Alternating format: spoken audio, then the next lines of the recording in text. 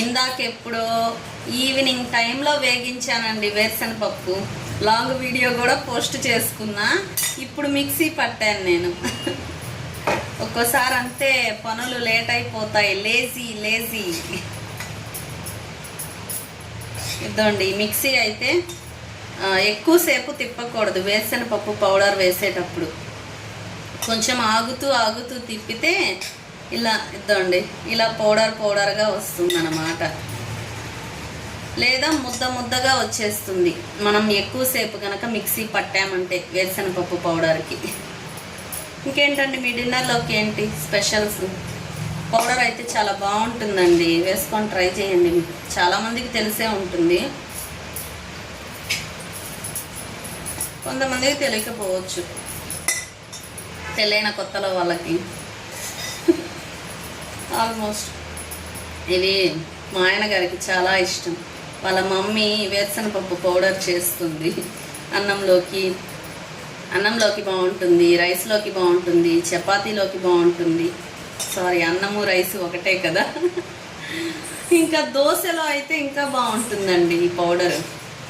వేసుకొని ట్రై చేయండి అబ్బా, బాగుంటుంది. నేనైతే బాక్స్లోకి పెట్టేసుకుంటా. మాకు ఇది నాకు తెలిసి ఒక వారం వస్తుంది అంతే, 10 days కూడా రాదు.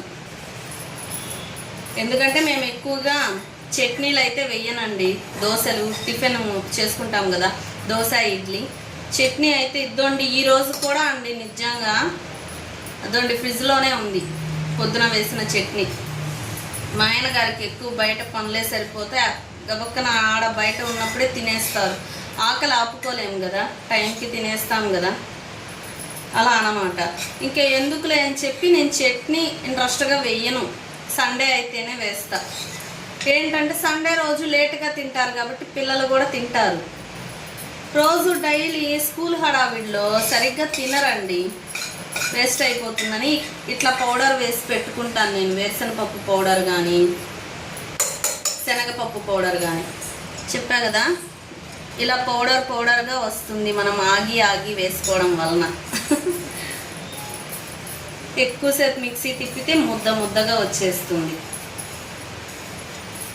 మీ డిన్నర్లోకి ఏం చేసుకున్నారు అండి? మా డిన్నర్లోకి అయితే ఈరోజు టొమాటో పప్పు, ఇంకా ఇటువంటి వేరుశనగపప్పు పౌడరు. ఓకేనా? గుడ్ నైట్ అండి అందరికీ.